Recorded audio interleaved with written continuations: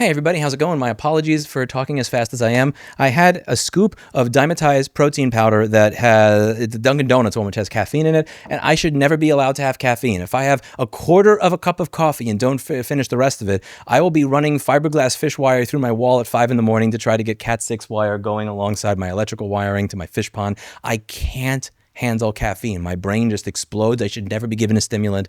Caffeine is a horrible drug. Coffee is a horrible drug, but I made a mistake. So my apologies that you're paying for that. I wanted to revisit what I was talking about in the last video where I strongly disagreed with the lawsuit that Denver Metro Audits was bringing against Fraud or Troll. The reason that I disagree with this at its core fundamentally is because when we're talking about a fair use claim versus a Section 1201 of the DMCA claim, we're talking about a difference between I disagree with what you did and I think that should be illegal versus the tool that was used, regardless of whether it is being used for positive reasons or negative reasons, itself should be illegal. When we are bringing a Section 1201 claim against somebody, we're not saying, hey, you should have not used that gun in that way. You shouldn't have shot your neighbor. What you're doing is you're telling Glock it is criminal that you have created a gun and that you have shown people how to create a gun, even if you've not created the gun yourself. That is the problem that I have with this type of lawsuit.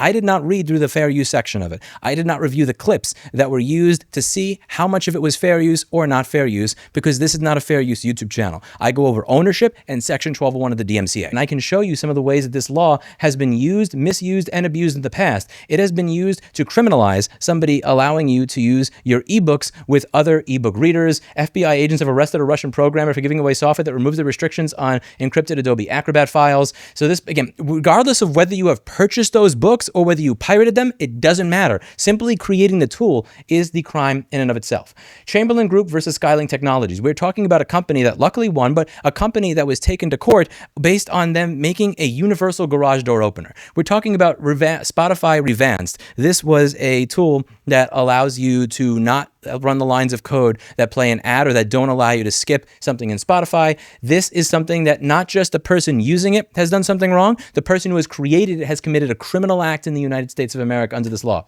Lexmark versus Static Control Components. You're making aftermarket ink cartridges that work in a printer. That is something that this law makes a criminal activity. Xbox modder could spend 3 years in prison. Somebody allowing you to run homebrew software on your Xbox, regardless of whether it has been used for piracy. If you're simply using that software just so that you could watch a DVD movie and have a different theme or something on your Xbox, this in and of itself is a criminal activity. The judge even thought this was ridiculous. And I quote from 16 years ago, "I really don't understand what we're doing here." U.S. District Judge Philip Gutierrez roared from the bench. Gutierrez slammed the prosecution over everything from alleged unlawful behavior by government witnesses to proposed jury instructions harmful to the defense. And the judge spent about a good 30 minutes just saying how much he thought this entire case was completely fucking ridiculous. When you invoke Section 1201 of the DMCA, you are not simply saying, I disagree with how that person used my videos. What you're saying is that the underlying tool and infrastructure that he used to use my video should be illegal. yt-dlp, yt-dlp under Section 1201 of the DMCA is illegal. Now, I'll hear a lot of people saying, I don't like that person, I don't like Fraud or Troll, I like Denver Metro Audits or vice versa, and I'm not here to get into the character of either of these individuals. If I was, I'd be criticizing posts like this that I see where the Denver Metro Audits is making fun of what the girlfriend of the person he's suing looks like. I'm not interested in any of that. I have been interested in Section 1201 of the DMCA and digital ownership long before I ever knew what these two channels were. But let's just take a listen to his lawyer so that you can understand why I wasn't going over the fair use provisions and I was spending a lot more time talking about Section 1201 of the DMCA. I'm going to play you a clip that is from the person who is filing this lawsuit and doing the work on behalf of Denver Metro Audits, and you can tell me what you think. What does Randy get if he wins? Well, apparently he gets clout in the auditing community because everybody's going to be rushing to hire him and sue the shit out of everybody. That's what he's hoping for. Isn't that right, Randy? Yes, that is right. Okay, well. And if we win, your little buddy Fraudster really screwed all of you, because then I can get to sue everyone for using ripping software. Ripping software. Even without regard to fair use. If you have videos on your channel that are from someone else, beware. even without regard to fair use. And you can tell that he even put his mouth closer to the microphone to say that in the more ominous way. Now, regardless of whether it is his intention to use the law that way, the mere fact that the law could be used in that way is the problem and why my nonprofit exists, to try and reform this piece of shit law to begin with. What did he say? Regardless of fair use, if you are using that ripping software, we can get your channel in trouble. Let me show you what Denver Metro Audits has to say about this himself, so I can better explain why it is Section 1201 is so dangerous. If you're not saying the message that I'm saying, I'm not giving you permission, right? So there are certain people that I can get permission and certain people that I'm not going to get permission. So for me, it's about taking my video and turning it around to a complete opposite message that I want it to be, right? Like Star Wars, they have a very specific message they want it to be. If you take their video and republish it and change it into something completely opposite that they intended it to be, they're going to sue you. This is a fair use argument back and forth. Did I give you permission to use my copyrighted content, or did I not give you permission to use my copyrighted content? If I did, maybe we don't have a problem. If I didn't, and you're trying to turn the message around, maybe we do have a problem and he's going to sue you.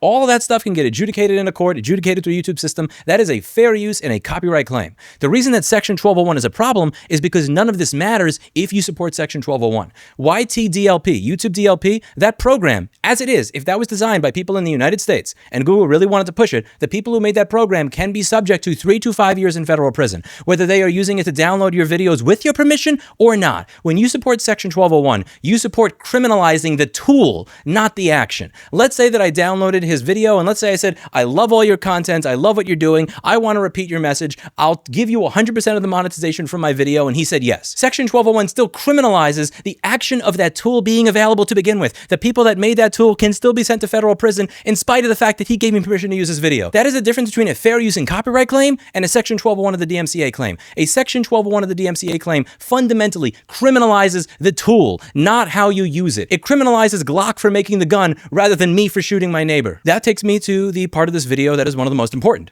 Was I using YouTube Downloader for this, or was I using screen capture software? How do you know? I'm playing his video, and his video is full screen. Did I download that video from YouTube to do that, or did I use a screen capture software?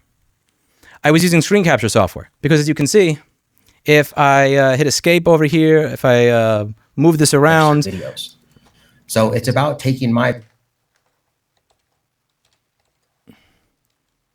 Yeah, as you can see, this is not a video that I downloaded, ripped a copy of. I'm using my screen capture software to capture my web browser, and that's what you're looking at here. That's also how I'm able to show you these articles on screen that I'm showing you. Now, OBS-studio is a program that has the ability to do that.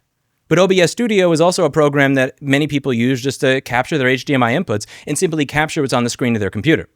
Under Section 1201, if somebody wants to say, listen, you're breaking a digital lock, you're not supposed to be able to get access to YouTube's videos, and you're getting access to YouTube's videos.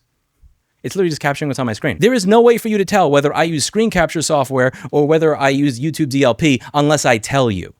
So if you're able to bring a 1201 claim simply for having somebody else's video on your screen, you are essentially criminalizing the activity of using screen capture software. And there are many examples out there of basic repair tools that violate Section 1201 of the DMCA, where the people making those repair tools are available in other countries. Many farmers across the United States were using Ukrainian cracked software in order to fix their John Deere tractors that they paid over $500,000 for, because in the United States, if they made those repair tools, they would be considered criminals. Not just the people fixing the tractor, the people that were actually making the tools themselves. I do not want to live in a world with a framework where if somebody dislikes me, they have the ability to say that not only have I done something illegal, but that the people who have made OBS-studio have done something illegal. And that's the road that we start to go down when we start using 1201 claims on people that we can't even prove used YouTube Downloader.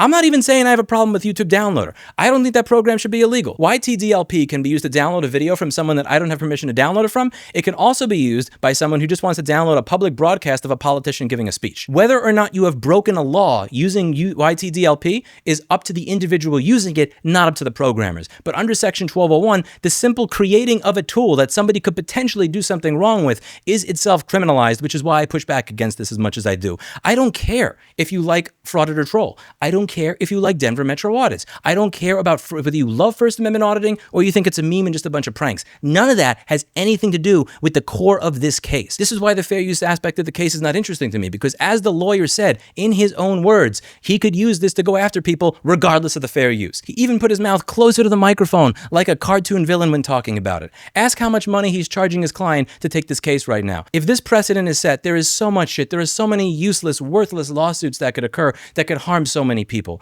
This law has been used to sue people making aftermarket ink. It has been used to sue people who made homebrew software for your Xbox. It has been used to raid people who created software that lets you view an ebook on a different device. It is why this is a garbage law. It is because it not only criminalizes the action of the individual, it criminalizes the creator of the tool itself, regardless of how many legal and legit reasons for existing that tool may have. That is insane. We do not criminalize the creation of a knife because somebody may stab with it, and we should not criminalize the creation of a tool that can break a digital lock or perform decryption because somebody may do something you don't like. If this claim were simply a fair use claim without invoking Section 1201 of the DMCA, I would have no problem with it. By all means, proceed and do what you want to do in court. These videos are not about whether I like one of these channels or the other, whether I watch their content, or whether I care about them. This video is about the very fact that a screen recording piece of software, a piece of software that may be able to allow me to download a public broadcast from YouTube of a politician speaking, if the people who program it should be put in federal prison simply because it can also be used to grab somebody else's copyrighted work.